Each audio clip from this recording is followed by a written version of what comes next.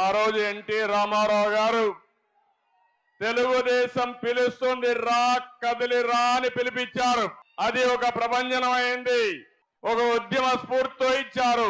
అప్పుడు పార్టీ లేకపోయినా ఆ పార్టీకి సారథులు ప్రజలే సాన్నిధ్యం వహించి గెలిపించే పరిస్థితికి వచ్చారు.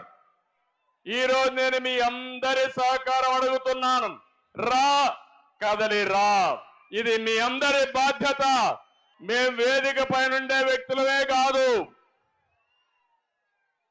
నేను పవన్ కళ్యాణ్ గారే కాదు, ఇది మనందరి సమిష్టి బాధ్యత. అవునా కాదా అని మిమ్మల్ని అడుగుతున్నా.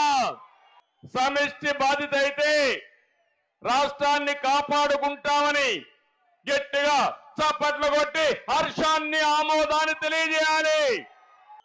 ఈ రోజు మనందరం చేసే సంకల్పం తెలుగు జాతి ప్రపంచంలో నెంబర్ 1 గా తయారు కావాలి. అది చేసుకునే సత్తా మనకుంది, తెలివితేటలున్నాయి. కానీ ఈరోజు మన రాష్ట్రంలో మాత్రం ప్రజాస్వామ్యం కూడా లేకుండా ఏదైతే బ్రహ్మాండంగా చైతన్యంతో పోయే తెలుగు జాతి భయపడే పరిస్థితికి వచ్చిందంటే ఈ యొక్క రాక్షస ప్రభుత్వాన్ని ఇంటికి పంపించి మళ్ళీ తెలుగు జాతికి పూర్వ వైభవం తెచ్చుకునే బాధ్యత మనందరిదని చెప్పి నేను మీకు తెలియజేస్తున్నా.